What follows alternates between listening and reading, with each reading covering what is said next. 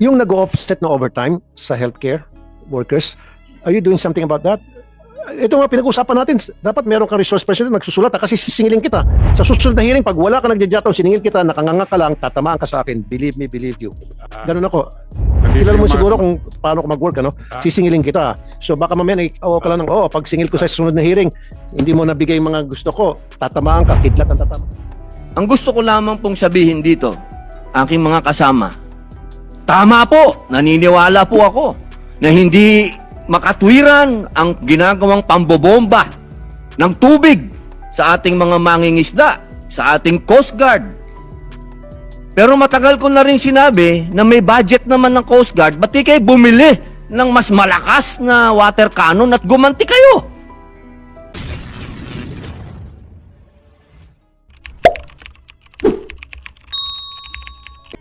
Ako po ay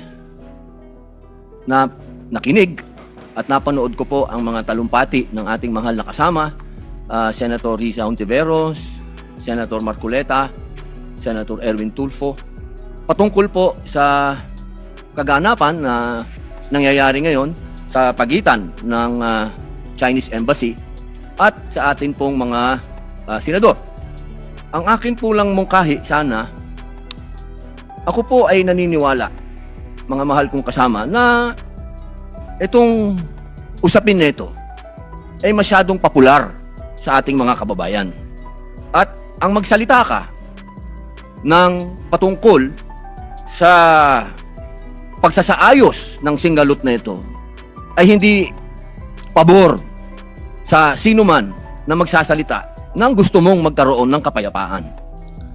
Pero sa usapin nito, ako po ay tatanggapin ko kung ano ang sasabihin ng mga tao sa akin. Kung sasabihin nilang, pro-China yan, okay lang po. Wala pong problema. Ang akin pong gustong sabihin sa ating mga kababayan, alam niyo, ang isang bagay, pag hindi natin inayos, pag hindi tayo nagtulong-tulong na maayos, lalong-lalo na sa kapitbahay natin, kapitbansa natin, hindi po ito makatutulong sa atin. Hindi po ibig sabihin na ako'y pumapayag na pagsalitaan ng hindi maganda ang ating mga kasama ng Chinese Embassy. Hindi rin naman tama yon.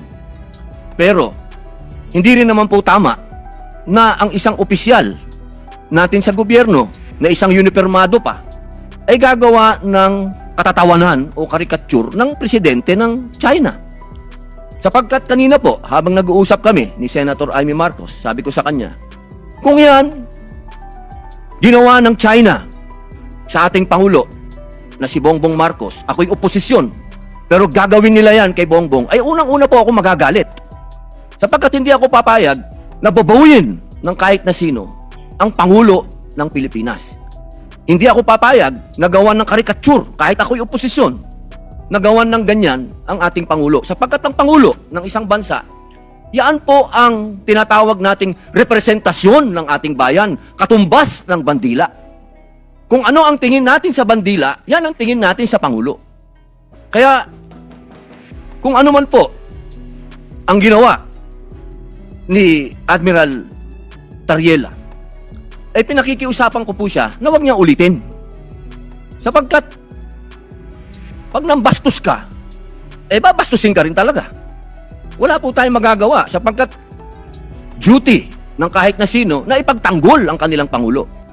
Ang gusto ko lamang pong sabihin dito, aking mga kasama, tama po, naniniwala po ako na hindi makatwiran ang ginagawang pambobomba ng tubig sa ating mga mangingisda, sa ating Coast Guard.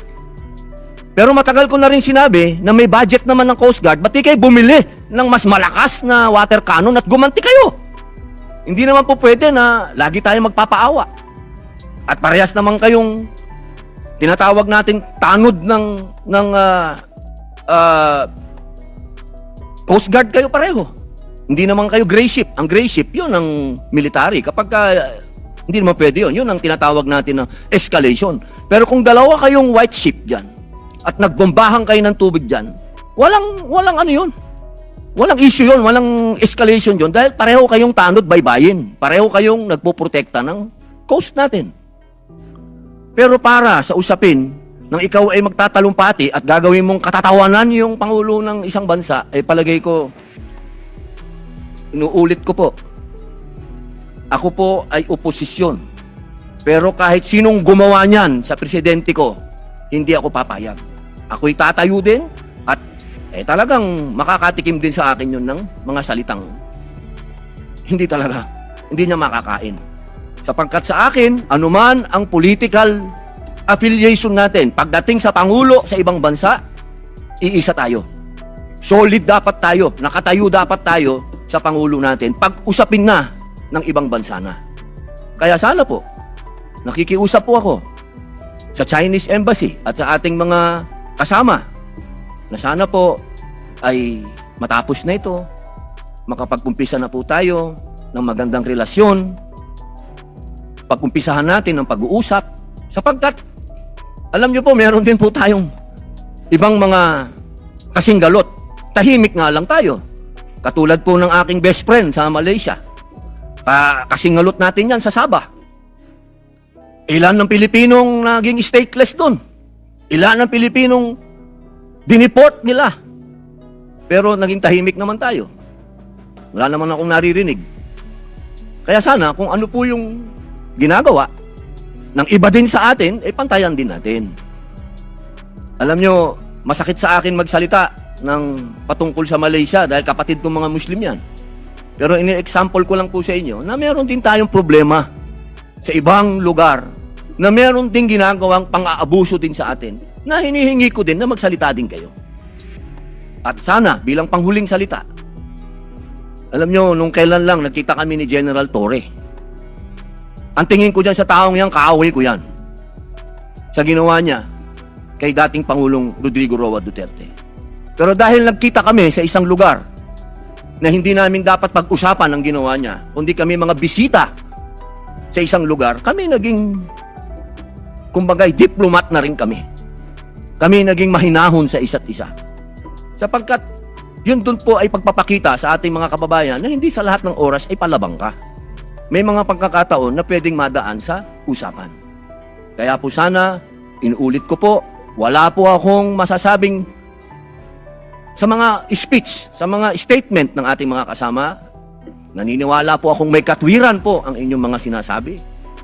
Kaya nga lamang po, sana, ay pagsabihan din po natin yung mga uniformadong personel ng ating bansa na magdahan-dahan din lang. Pwede ka namang mag-speech nang wala kang gagawing karikature o katatawanan ng isang pangulo ng bansa. And then, isa pa, wala naman kasi sa batas natin na dapat magkaroon ng increment increase sa private sector but I'm going to pass a bill pertaining to address that kind of issue. Nanaawa naman ako sa mga manggagawa natin. Ang tagal na, dami na, pumasok siya, dalaga pa lang. Ngayon, nagkaroon na ng minimum siya, nagkaroon na siyang apo na, minimum pa rin. God damn. Tapos itong the owner of the company is benefiting a lot from not giving a raise to these employees. And then 13-month pay. Dapat galingan niyo po, yung 13-month pay is not being properly implemented. Every single year, day in and day out, after ng New Year, people will flock to my action center. Kasi magreklamo, hindi nabigyan ng 13-month pay. Dapat yung dole maging masigasig dyan. Dapat meron kayong programa na ma-insure na talagang 13-month pay. Batas yan eh. That's our law. Na they should be given the 13-month pay. But it is not being implemented. We have a lot of makabuluhang laws. Believe me, believe you, ang dami nating mga magagandang batas. Ang problema is implementation eh. Gawa tayo ng gawa ng batas.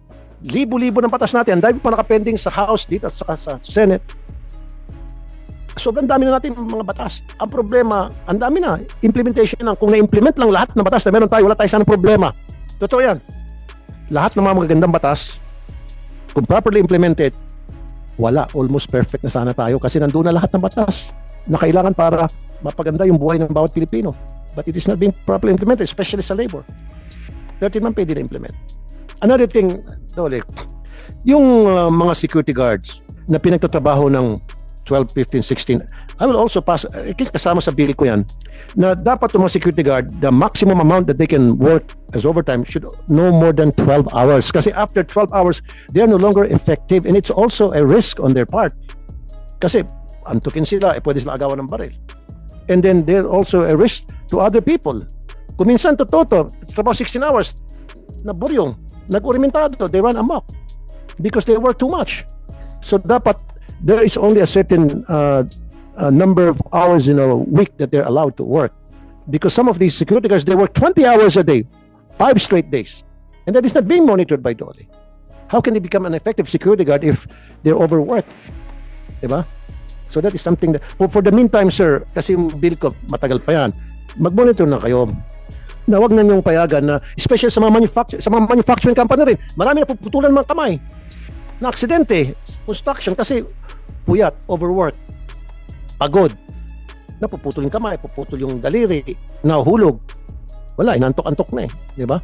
So that should be monitored for the meantime, habang wala pa yung bill ko. Can you do that? Yes sir, go ahead po. Commissioner Nick Dow ng National Labor Commission Relations Commission, sir. Magandang umaga po, Mr. Chair.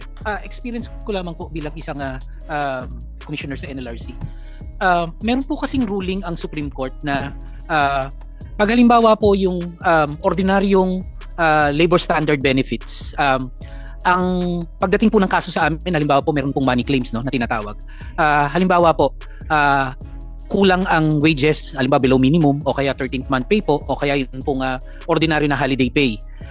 Ang rule po dyan na base sa jurisprudence is that obligasyon po ng kumpanya na ilabas yung payroll para patunayan na nabayaran ang mga benepisyo na to. Pero pag halimbawa po yung tinatawag na extraordinary na labor standard benefits, halimbawa po kung yung sinabi niyo po na overtime. Pag halimbawa po na may money claims for overtime pay po ang isang manggagawa, napapalitan na po, obligasyon na po ng manggagawa na patunayan na siya ay nagtrabaho ng overtime. Based po rin sa jurisprudence na yon. Okay. Pati po rin sa rest day premium. Halimbawa po pinagtrabaho po siya on his or her rest day, kailangan po patunayan niya na siya ay nagtrabaho on his or her rest day. Which, sa palagay ko po, hindi po tama yung patakaran na yon. Kaya lang kailangan namin sundan yung patakaran na yon. Kasi po, ang may hawak pa rin po nung payroll, nung the company. yung kumpanya pa rin. Pero po, yun na nga po, nag-iiba po yung... Kaya nga, kami nga po the bill Yes para po. ma-address yung problema na binabanggit nyo. Yes po. Yun nga po yung issue dito na pinagtatrabaho sila more than 12 hours, 16 hours, meron pa 20 hours. Meron akong magandang experience po sa program ko. There's so much overworked. And that's why they can no longer perform their duties properly, and it resulted to an accident. Ang masama pa niyan, hindi lang sarili nila aksidente, pati yung mga ibang tao na aksidente. So I'm doing something about that. I'm passing a bill to address that issue. Last time, halimbawa po yung sinasabi niyo yung security guards, para kung industry practice na 12 oras po magtrabaho yung Correct. I don't see any problem with the security guard working 12 hours because some of the security guards I talked to, sabi nila, sir, okay naman sa amin mag-overtime kasi racket namin yun. Kasi kung hindi, fixed income sila. To overtime, nagkakaroon sila additional money. The problem is, pinag-overtime sila na hindi binabayaran ng overtime dahil ang DOLE pabaya. Totoo yan, si DOLE. Oh, totoo yan. Hindi, industry practice na yun. 12 hours, mga security guard, industry practice. Now, magbe-benefit dapat doon yung mga security guard kasi meron silang racket na 4 hours a day income. Ang SISTE, hindi binabayaran yung 4 hours kasi industry practice na eh. Imbis na 8 hours, 12 hours ka dapat mag-practice. Doon papasok yung DOLE, implement yung batas na dapat magbayad ka ng overtime, night differential. Yun eh, holiday pay. Wala eh, karamihan sa mga security guard, wala eh. Ang nangyayari sa akin, pag lumapit, band-aid solution. O, ikaw, agency 123, bayaran mo, babayaran. May lumapit ulit sa akin, agency 456. Dapat, yan, gagawa ako ng batas sa isyong yan. Pero, bago dumating yung batas na yan, mapirmahan at it becomes a law, kailangan umaksyon yung DOLE. Di ba? Okay. Isa pang issue, yung nag-offset na overtime sa healthcare workers, are you doing something about that? Ito nga pinag-usapan natin, dapat meron kang resource person na nagsusulat kasi sisingilin kita. Sa susunod na hearing, pag wala ka nagjajataw, siningil kita, nakanganga ka lang, tatamaan ka sa akin. Believe me, believe you. Ganun ako. Kilala mo siguro kung paano ko mag-work, ano? Sisingilin kita. So baka mamaya, ka lang ng, pag singil ko sa susunod na hearing, hindi mo nabigay yung mga gusto ko, tatamaan ka, kidlat ang tatama sa kulog. Nakalista po Very good. yung mga binabanggit niyo po. Okay. Yung pag-offset, ang nangyari kasi sa mga healthcare workers, nurses, OT, PT, yan, they're asked to work 12, 15, 16 hours. Kasi nga, kulang daw sa mga trabahador. So, ngayon, may overtime to mga healthcare workers. Ino-offset yung overtime in exchange doon sa bibigyan silang day off. Kawawa yung mga workers dito. Dapat ipagbawal yun. Dapat gagawa kayo ng coordination sa DOH. Pagbawal yun. Sinabi ko na sa DOH yan. I don't know, babalikan ko DOH sa sunod na hearing. Pag invited sila. Invite ko sila. Pero for the meantime, kayo sir, i-monitor nyo. Po, bawal na po talaga yan under existing law po. Yung undertime cannot be offset by overtime.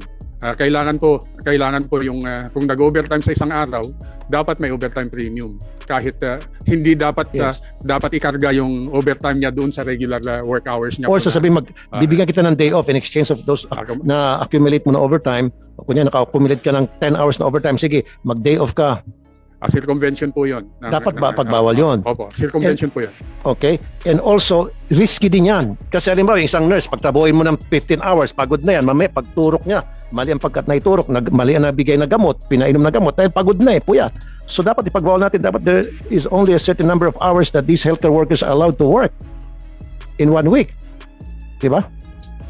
And then, kung mag-overtime man sila, regulated yung overtime. Dole. Anyway, sa TWD, invited naman kayo tungkol dyan.